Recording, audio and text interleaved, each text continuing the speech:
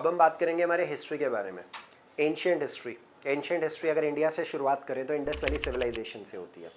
Indus valley civilisation जो है वो उसके साइट्स आपको कहाँ कहाँ देखने को मिलते हैं। जैसे अगर मैं फर्स्ट साइट की बात करूँ तो that was in Harappa and Mohenjodaro. ये आज की डेट में पाकिस्तान में है। इंडिया में आपने राखीगढ़ी और बनावली के बारे में सुना होगा, गुजरात में धोलावीरा के बारे में सुना होगा, लोथल के बारे में सुना होगा, नागेश्वर एंड बालाकोट के बारे में सुना होगा।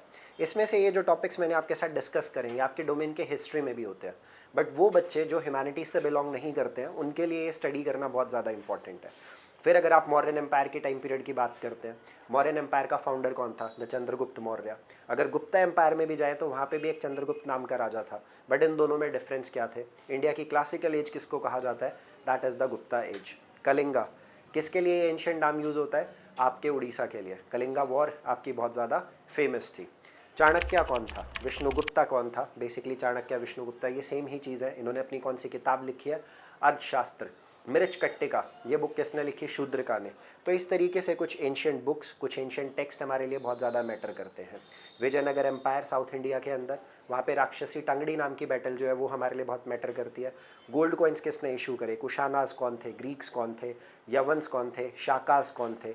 राष्ट्रकूताज कौन थे? ये सारे हमारे लिए बहुत इंपॉर्टेंट रोल प्ले करते हैं एंशियंट हिस्ट्री के अंदर। फिर उसके बाद जब हम थोड़ा मिडीवियल जाते हैं तो विल टॉक अबाउट कि मुगल्स का क्या सिनेरियो था।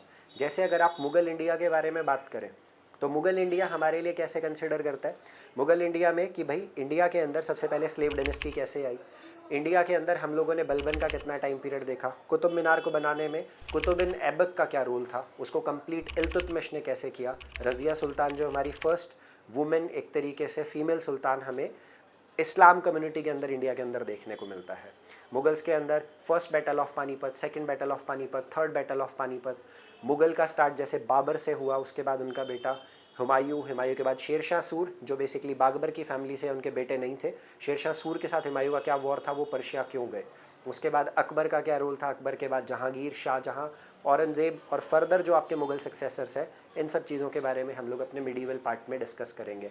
राजपूत स्टेट्स के बारे में हम पढ़ेंगे, जाट्स किंगडम्स के बारे में हम लोग पढ़ेंगे, मराठा किंगडम के बारे में हम पढ़ेंगे, छत्रपति शिवाजी महाराज के बारे में हम पढ़ेंगे।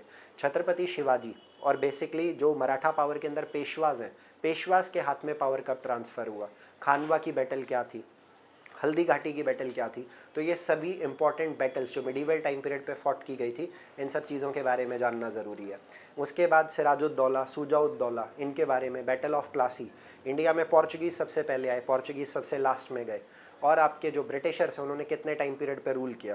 ब्रिटिश क्राउन को एग्जैक्टली इंडिया में जो डायरेक्ट कंट्रोल मिला था वो मिला था 1857 के रिवोल्ट के बाद। 1857 का रिवोल्ट क्यों हुआ, यहाँ पे डिफरेंट एरियाज़ में कौन कौन आपके लीडर्स थे, इन सब चीज़ों के बारे में इंफॉर्मेशन हमारे पास होनी बहुत ज़्यादा ज़रूरी है।